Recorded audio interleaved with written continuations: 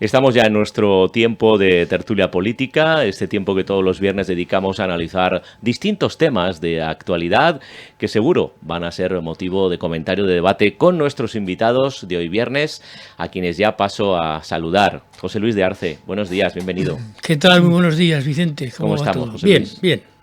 Conmocionados, de todas maneras. Conmocionados, sí, por la triste noticia de esta mañana, que nos hemos despertado con los fallecidos en la residencia de ancianos. Nuestras condolencias a los familiares de las víctimas. Enrique Bernat, buenos días, bienvenido. Hola, buenos días. Sí, me sumo también, claro, por supuesto.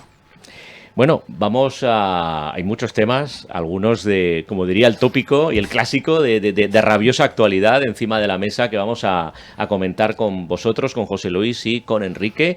Así que vamos a entrar ya en materia, vamos a conocer cuál es el primer tema de hoy.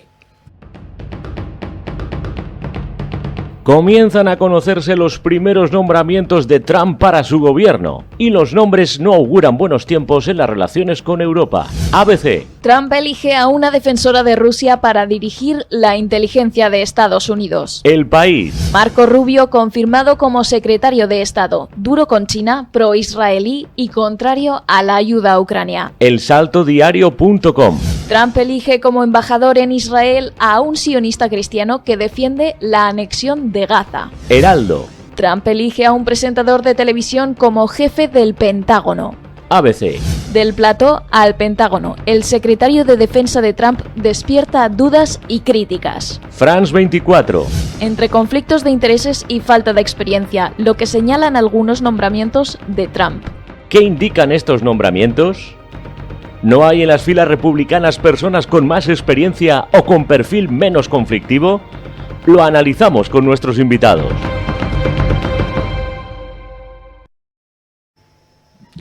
José Luis, ¿qué te parecen estos primeros nombramientos de Donald Trump?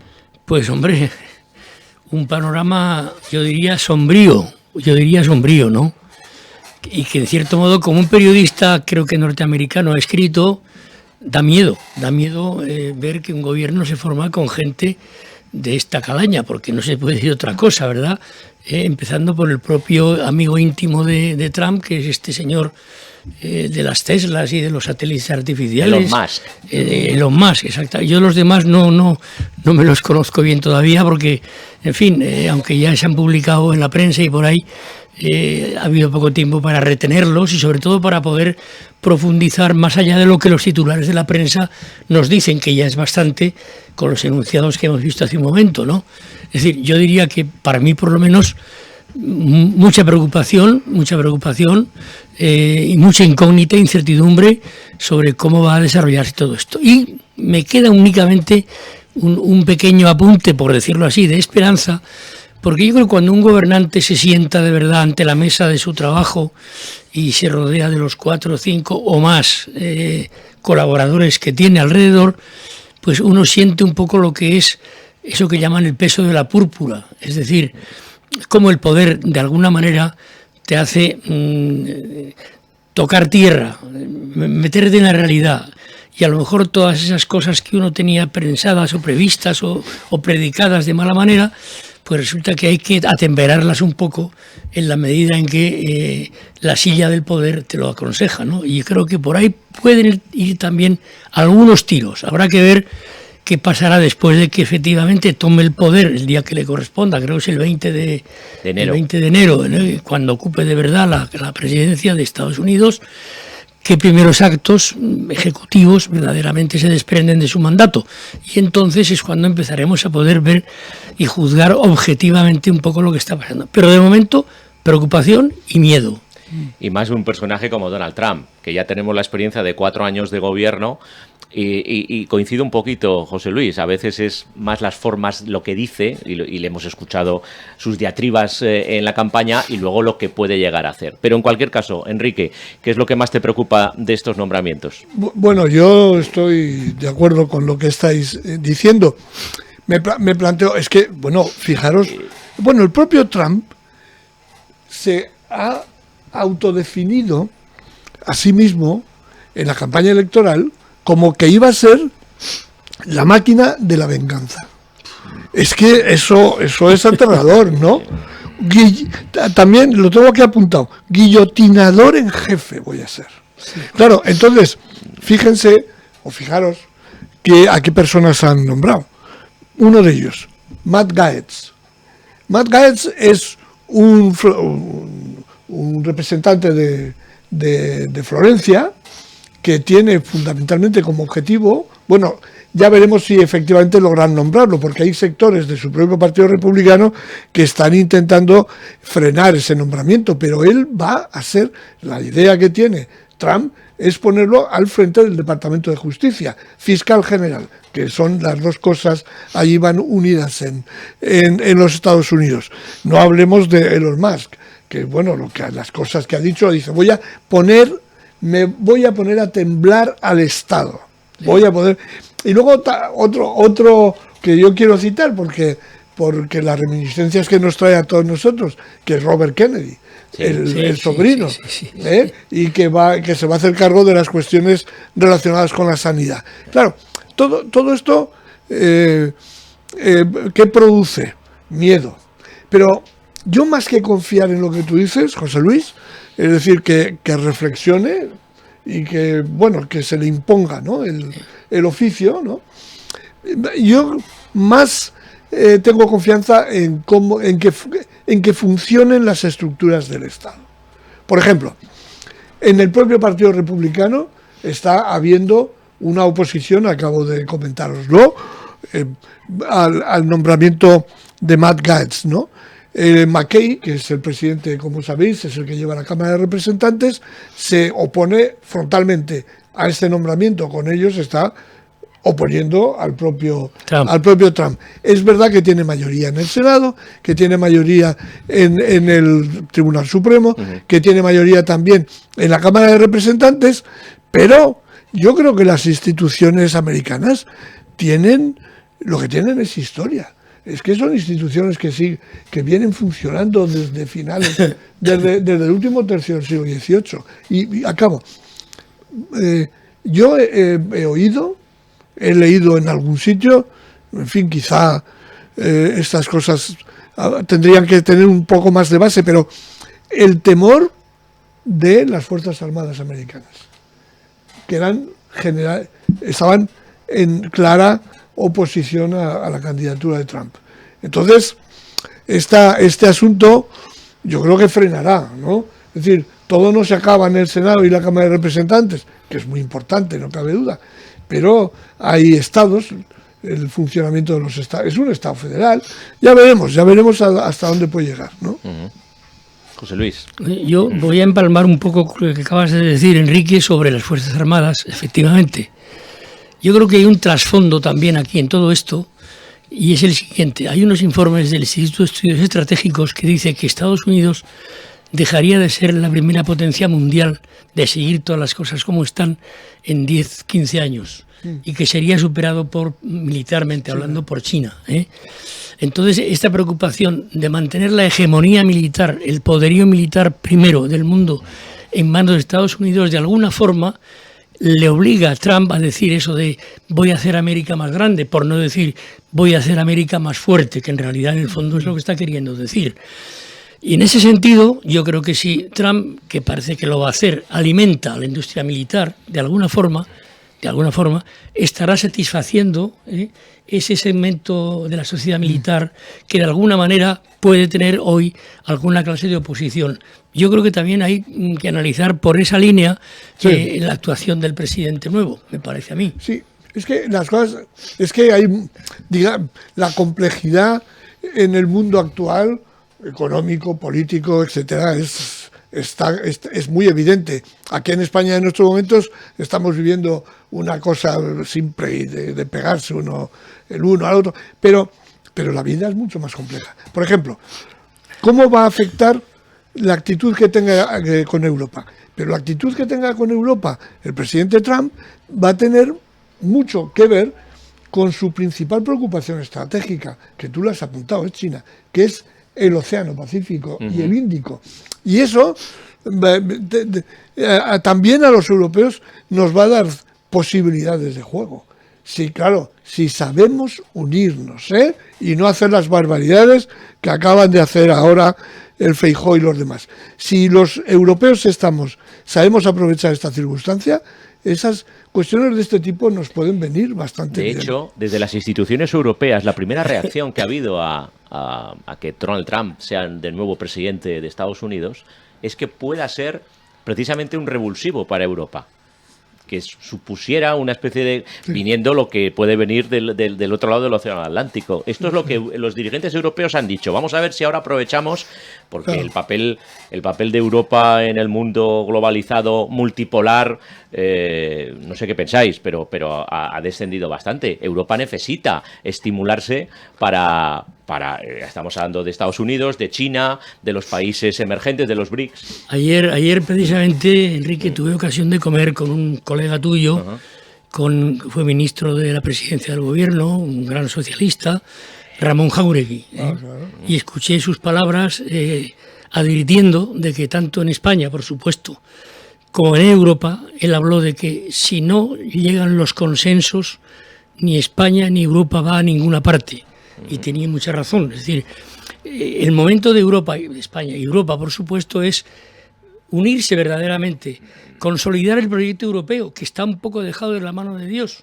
Y si Europa no se consolida más y se une más y se reúnen consensos y unanimidades, evidentemente Europa lo tendrá muy mal, porque va a estar en medio de dos grandes gigantes, y si no es capaz de sacar la cabeza un poco hacia arriba, pues bueno, pues Europa no va a pintar nada, como decimos aquí, va a pintar menos que pichorras en Pastrix. Es decir, en Román Paladino, que Europa tiene que espabilar, tiene que despertar y tiene que asumir su rol en el mundo. Claro. Ya que ahora parece que no va a haber tanta dependencia de Estados Unidos, porque Trump sabemos que dará un poco la espalda y parte de una base que es fuerte y que es más importante de lo que parece, que ha hecho de Europa, incluso en la situación de las últimas décadas, claro, después de las guerras se queda muy disminuida, pero la capacidad que tiene hoy Europa en el campo del comercio y en el campo de la cultura, eso le hace un poder, como a lo mejor podríamos decir un poder blando, ¿no? Pero un poder importante, ¿eh? Que termina por tener una influencia. Claro, eso lo perdemos si volvemos a las fronteras interiores, a los impuestos estos de las fronteras, quiero decir, ¿no? Eso es evidente. Bueno, vamos a ser optimistas, aunque vuelvo a decir, yo estoy rabioso y muy triste con lo que pasó ayer y anteayer en el Parlamento Europeo. Espero que esto se pueda solucionar y recuperar, efectivamente, a ver si sale apoyar a personajes como Draghi, por una parte, sí, que nos saliera un Jacques Delors de nuevo. En fin, liderazgos europeos está vacante. Que faltan, efectivamente. Está en sede vacante. Faltan, ahora mismo. Y algunos ya de salida. Macron muy tocado, Scholz evidentemente también, muy tocado. Yo volviendo al tema de estos nombramientos, ¿cuál es el que más os puede inquietar? Porque claro, aquí el señor Trump dijo que acabaría la guerra entre Rusia y Ucrania, vamos, más o menos no dijo una tarde, pero parecido. Es sabida su posición sobre ello. No nos olvidamos, fíjate que ahora el foco se ha desplazado, los periodistas tenemos mucha culpa de lo que está pasando en Israel con Gaza. Ojo, porque son dos focos, sabemos, de una tensión enorme y que el papel de Estados Unidos es fundamental. ¿Qué pensáis? Porque los nombramientos van en esa línea. Sí, amigos de Rusia, sionistas. Yo tengo, aunque fíjate, pienso que va a durar poco, pero en principio a mí el que más me preocupa es Elon Musk. Las cosas que ha dicho Elon Musk, aparte de eso que quiero supergenios, ya sabéis que se hace 80 cargo... horas semanales. 80 horas semanales. Él está al frente de es externo, en teoría es un elemento externo al gobierno, pero sin embargo se hace cargo de un departamento nuevo que tiene como fundamental objetivo, y lo dicen, reformar al 100% las estructuras del Estado. ¿Eso qué quiere decir? ¿De verdad qué quiere decir? Bueno, eso quiere decir que esta derecha liberal a ultranza lo que quiere es menos presencia del Estado en la sociedad, y cuanto menos haya, mejor. ¿Y cómo se hace eso? Recortando, quitando funcionarios, recortando gastos del Estado, quitando subvenciones, en fin, un poco. La sanidad, podemos adivinar Pero, por dónde Bueno, va a ir. fíjate tú, un antivacunas, como Un es el Kennedy antivacunas en el departamento. claro, así. Pero hay otros elementos también. Por ejemplo, que son, yo creo que ilustrativos. ¿Sabéis las últimas declaraciones? Ha tenido un enfrentamiento con la judicatura italiana. ¿Sabéis? En este momento es el problema que hay, como los jueces italianos se están negando la posibilidad de llevar inmigrantes a Albania. Sí, Entonces, sí. en las dos ocasiones que lo ha intentado Meloni, en las dos ocasiones han tenido que regresar por orden de jury. Y entonces, lo que ayer dijo, que se dirige a Meloni y dice, lo que tienes que hacer es echar a esos jueces. Entonces, como él quiere reformar la estructura del Estado al 100%, pues igual, eso a mí son palabras, ¿de acuerdo? Acabará Pero Estado. me da mucho miedo. Mirar, ¿qué es lo que hizo Hitler cuando llega al poder? Llega a través de unas elecciones. Los sectores más conservadores dicen preferimos apoyar a Hitler que apoyar al Partido Socialdemócrata, y Hitler a los pocos meses cierra el Parlamento y acaba con la estructura digamos del Estado europeo, del Estado alemán. Y bueno, no creo que pueda hacer eso, pero no lo sé si no lo intentará. Ahora, creo que va a durar poco. Que va a durar poco. Sí. Elon Musk. Elon Musk se va. Bueno. Sí, yo añado a lo de Elon Musk. A mí no me gustan los payasos, y con mucho respeto a los payasos, pero este señor, si lo habéis visto en actuaciones públicas, es un hombre que se mueve, se levanta los brazos, hace una gesticulación tremenda. ¿Cuánto ha aportado a la campaña de Trump? Hace payasadas, sí. Claro, es que al final, dirigente, favores debidos, ¿no? Un dirigente serio no hace payasadas. Que no estoy justificando su nombramiento, que me parece una barbaridad, como algunos otros. Sobre todo el de Elon Musk, me parece una barbaridad propia de un personaje como Donald Trump. Peligroso. Exactamente. Oye, por cerrar este tema, esa pregunta que lanzábamos al principio, si hay en las filas republicanas hay personas con más experiencia o con perfil menos conflictivo, o pensáis que justo lo contrario, que elige este perfil precisamente, no por experiencia ni porque sean más o menos conflictivos. Trump, muy brevemente. Tiene que haber personajes. Habrá. Seguro, vamos, no tengo ninguna duda. Académicos, universitarios, profesores. Por eso digo gente con que Trump quiere que tengan este perfil. Tiene que haber. Él los elige, ¿no? Ahora él Enrique. elige, claro. Bueno, ya ha habido un enfrentamiento con Kevin McKay. No es que Kevin McKay sea un personaje especialmente moderado, tampoco. Pero bueno, vamos a ver. Hay que tener en cuenta una cosa, que en estos próximos meses, como algunos de estos nombramientos que ha hecho Trump son miembros de la Cámara, por la Constitución tienen que abandonar el escaño, y tiene que haber, entonces habrá 3 o 4 o 5 nuevos y elecciones en cada estado para cada uno de ellos. Y en el Senado me parece que tienen solamente una diferencia de 4 por ahí, ¿no? O sea que, bueno estaremos atentos a lo que ocurra. Si pensáis que hemos dejado de hablar de Elon Musk, a lo mejor no. A lo mejor hay que seguir hablando de él. Vamos ya con el segundo tema de la tertulia de hoy. La antigua Twitter se resiente por la entrada de su dueño Elon Musk en política. 20 minutos. Elon Musk pierde usuarios por miles tras las elecciones. Sacata. Desde la llegada de Musk, X nunca había perdido tantos usuarios. Hasta grandes medios de comunicación están dejando de publicar. La Voz de Galicia. Éxodo de X de Elon Musk ante la creciente toxicidad de la red social. El Periódico. Blue Sky, la red social alternativa a X, suma 1,25 millones de usuarios tras la victoria de Trump. Wired. Los fans de Taylor Swift están dejando X por Blue Sky tras la elección de Trump. Libertad Digital. The Guardian y La Vanguardia abandonan X por su toxicidad. El Español. Más de 1 millón de usuarios dicen adiós a X y a Elon Musk en una semana. Pero, ¿a dónde se están fugando los seguidores de X? SDP Noticias. Blue Sky, la app del exdirector de Twitter, crece tras la victoria de Trump. ¿Desbancará Blue Sky a X una vez muerto Twitter? ¿Es cierto que X se ha convertido en una red tóxica? Se lo preguntamos a nuestros invitados.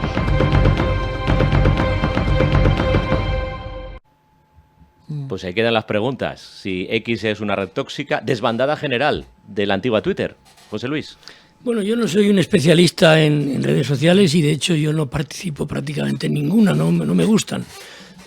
Y por eso no tengo un buen criterio formado, pero sí que puedo decir, como se ha dicho, que Twitter, X ahora, se ha convertido en una red tóxica. Y el hecho de estar en manos de un personaje como Elon Musk, pues evidentemente le añade toxicidad, le añade peligrosidad, le añade incertidumbre y le añade sobre todo falta de credibilidad. Y claro, la gente que está acostumbrada a manejarse en las redes sociales en busca justamente de referencias y de verdades, cuando se dan cuenta de que esto ha cambiado en ese sentido y se ha quedado en manos de un señor que no me quiero calificar como más o menos loco, pero un poco cerca de ese mundo, de los especuladores intelectuales que se pasan de rosca, pues evidentemente deja de atraer. Y se buscan, no digo que con acierto, pero se buscan alternativas. Blue Sky puede ser una alternativa. ¿Puede ser una alternativa legítima, como Dios manda? Pues no lo sé, porque vuelvo a decir, desconozco mucho quién está detrás de Blue Sky, cuánta gente tiene, pero el hecho de que grandes medios de comunicación mundiales estén abandonando publicar en esta red de Elon Musk, ya me está diciendo que algo no va bien y que además individualmente la gente está huyendo a millones, de modo que no le auguro un buen futuro yo a esta red de Elon Musk. Enrique. Sí, bueno, yo estoy de acuerdo que es una... En todos los calificativos que habéis puesto. Lo único que tengo es alguna duda sobre qué es mejor. ¿Abandonar la red o quedarse para seguir combatiendo y seguir... Manteniendo la bandera. Manteniendo tal. No lo sé. Ese es la única duda que yo tengo. En principio, si me dejo llevar por mis sentimientos o por mi cabeza también, me voy, ¿no? Pero efectivamente, ahora si efectivamente una red como X se queda solamente la gente que se dedica a los bulos y todas estas cuestiones, a lo mejor también pierde atractivo, ¿no? Pero no lo sé, porque la sociedad actual le da lo mismo la verdad ni la mentira. Lo que importa es el relato o lo que sea.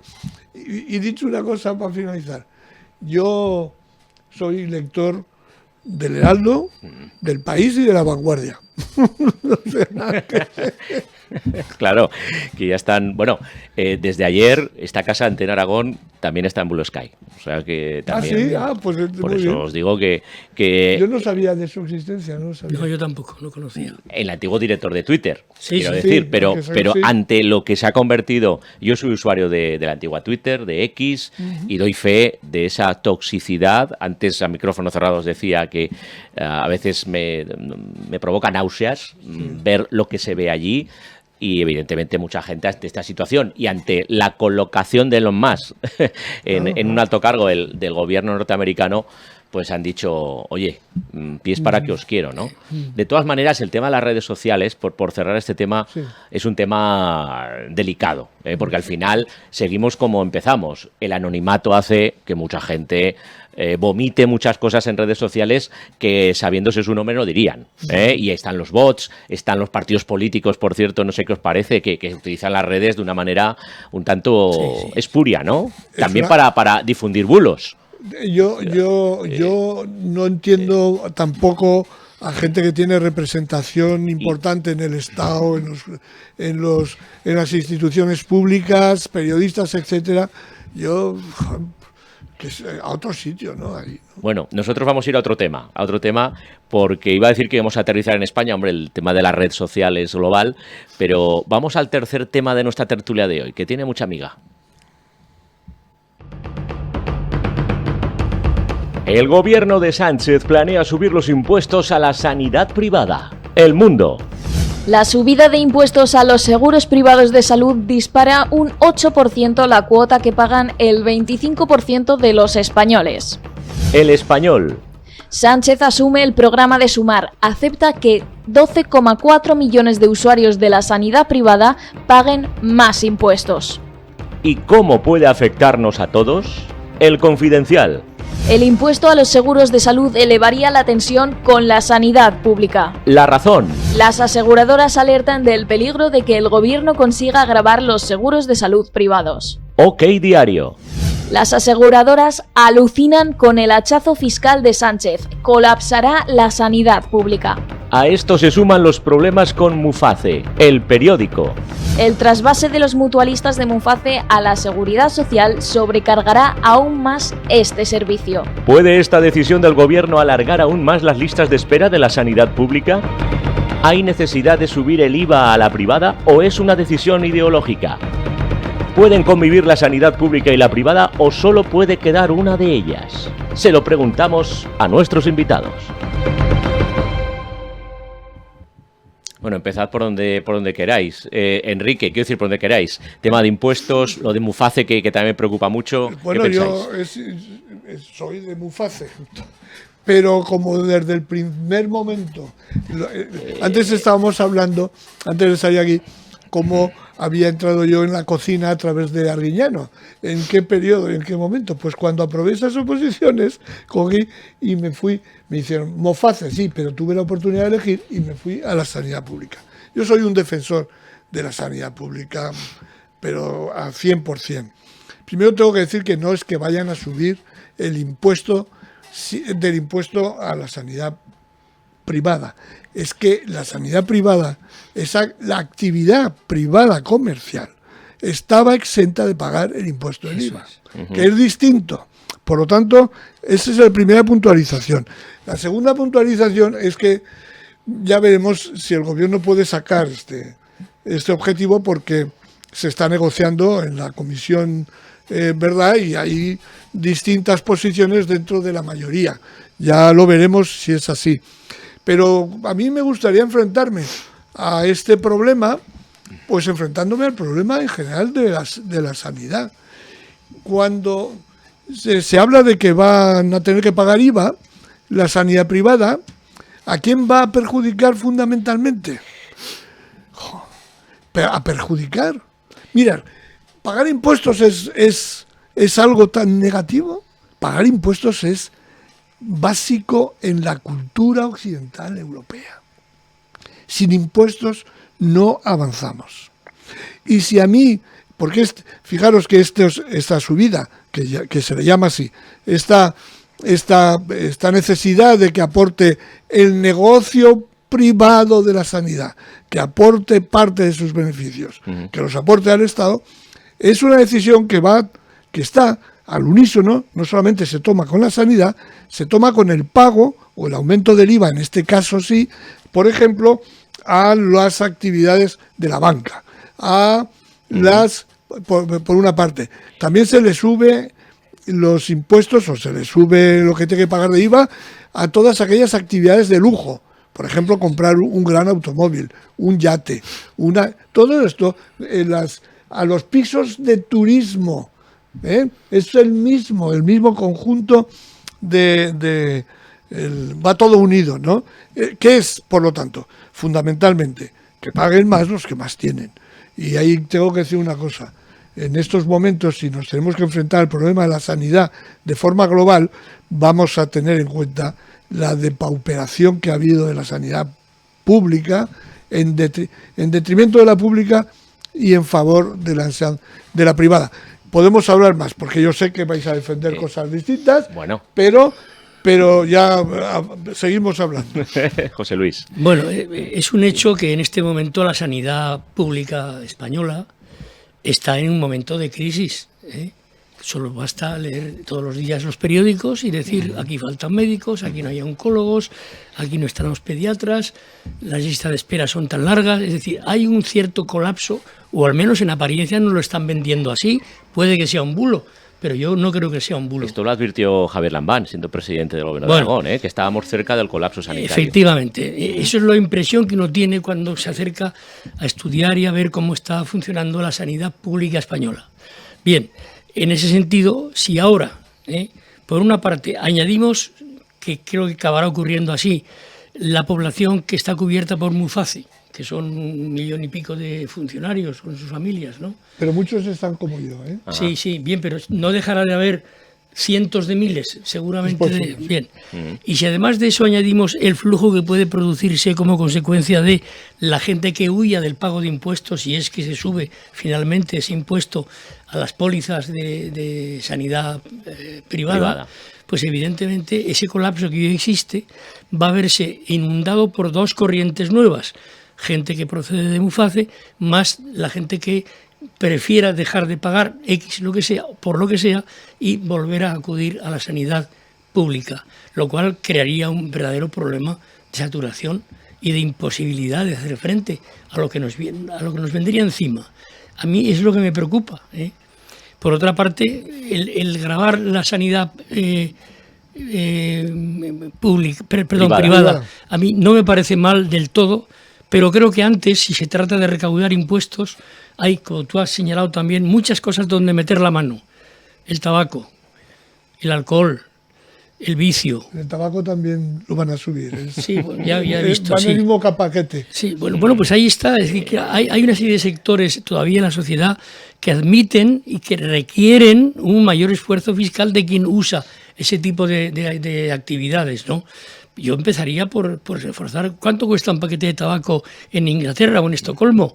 Pues cuesta doble que aquí, ¿eh? ¿Y qué dinero es el que lo diferencia? El impuesto, sobre todo. Y el alcohol no digamos. Pues caramba, señores, vamos a ir priorizando dónde están las posibilidades.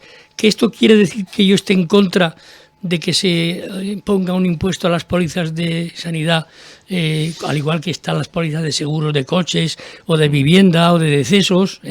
Pues en este caso están exentas las pólizas de la sanidad privada.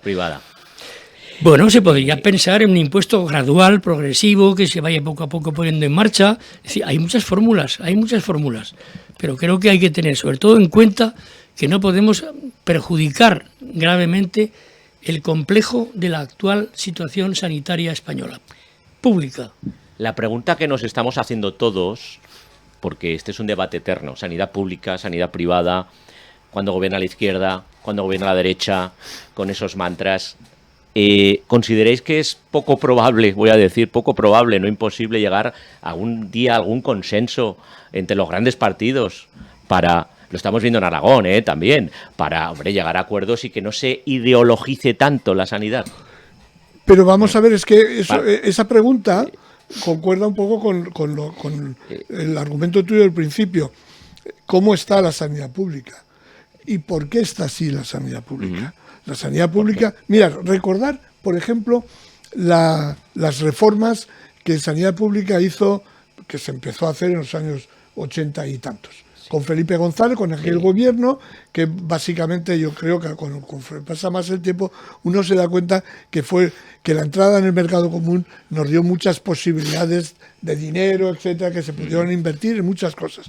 Bueno, yo recuerdo que la propuesta, y se empezó, y se aprobó, y así se empezó, es que se distinguió muy bien, se diferenció la pública de la privada. Y eso se podía percibir, por ejemplo, en que un profesional de la actividad de la sanidad pública no podía ejercer en la privada.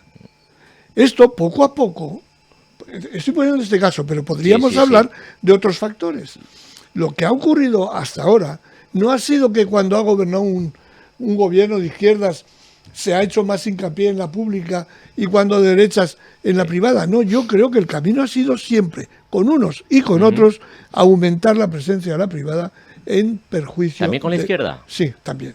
Yo lo siento, pero si vemos las cosas de forma global, de forma general, si hacemos un análisis de cómo ha ido evolucionando los presupuestos generales del Estado y de las comunidades autónomas, ahora sobre todo las comunidades autónomas, y de las comunidades autónomas, nos daremos cuenta que sin muchos... Hombre, claro que ha habido momentos, habría una línea quebrada, pero en general ha ido disminuyendo, pasa igual con la enseñanza, disminuyendo la presencia del dinero público en la enseñanza y en la sanidad pública. Y en la sanidad. Ha sido general eso, José Luis, ¿qué opinas sobre este eterno debate? Sanidad pública, privada, Bueno, depende de quién gobierne. mi pensamiento, yo soy usuario único, exclusivo y permanente de la sanidad pública. Y yo también, solo. Siempre. Nunca jamás he tenido una póliza de seguro privado. Nunca he acudido a ninguna instancia de medicina privada en mi vida. Y estoy satisfecho de lo que yo hasta ahora he recibido. Creo que estoy verdaderamente satisfecho. Es que coincide, los profesionales de la pública son, en general, unos grandes profesionales. Otra cosa es que no tengan los medios adecuados. Lo vimos en la pandemia. Pero sí, pero también hay medios, hay medios pero a veces más no, y mejores y tal. Pero yo soy también muy respetuoso de la libertad de las personas para elegir entre el campo de la pública y el campo de la privada. Yo no creo que se le pueda negar la posibilidad a una persona de que decida, por las razones que sean, utilizar los cauces de la medicina privada. Entonces, respetando ambos campos de libertad, cada uno que haga lo que buenamente pueda. Es verdad que la sanidad pública debía ser universal y debía acoger a todo el mundo, pero no se puede evitar que exista un sector de sanidad atendida de forma privada y que la gente la pague con un impuesto añadido. Bueno, pues si es conveniente poner el impuesto, estudiese si es mejor hacerlo de una forma progresiva, una implantación lenta para que en un plazo de tiempo llegue a estar a los niveles del 21%, si es que es el caso, pero puede empezar por el 4% y seguir por el 10% y acabar en el 21%. Es decir, todo tiene una posibilidad de graduación y de pensar con razonabilidad. Pero José Luis, yo no creo que yo respeto tu posición y además es que la comparto. Es decir, si hay iniciativa privada que quiere dedicarse a invertir en la sanidad, que lo haga. Pero claro, que esa iniciativa sea siempre en detrimento del dinero público, eso es lo que a mí no me gusta. Es que eso no me gusta. Tú has dicho una cosa que a mí me parece muy bien y me convence, y es que como en su día estuvo prohibida la presencia simultánea de los profesionales de la medicina en ambos campos, yo eso creo que había que mantenerlo. Usted se dedica a la privada. Usted es de la privada. Usted se dedica a la pública, cumpla usted sus obligaciones de la medicina pública y olvídese, no tiene usted derecho a ejercer en la privada. Esto es. Ese es mi punto de vista también. En un minuto también. que nos queda prácticamente, lo de Mufaz es muy preocupante. El gobierno ha dicho que va a sacar otra licitación, pero es muy preocupante porque de momento estas aseguradoras han dicho que con esas condiciones nada que hablar. Va a costar al Estado, si accede a la subida de las primas. Claro, si se accede a la subida de primas, pues le va a costar al Estado un montón. Pero si no hubiera solución, estaríamos hablando de un colapso. Le va a costar también al Estado. Claro, pues entonces sería un colapso. Vamos a ver, porque yo desconfío mucho de casi todo lo que son proyectos. Enrique Bernat, José Luis de Arce, muchas gracias por acompañarnos hoy en esta tertulia. Estupendo. Y volveremos con tertulia la semana que viene. Enseguida seguimos con más cosas.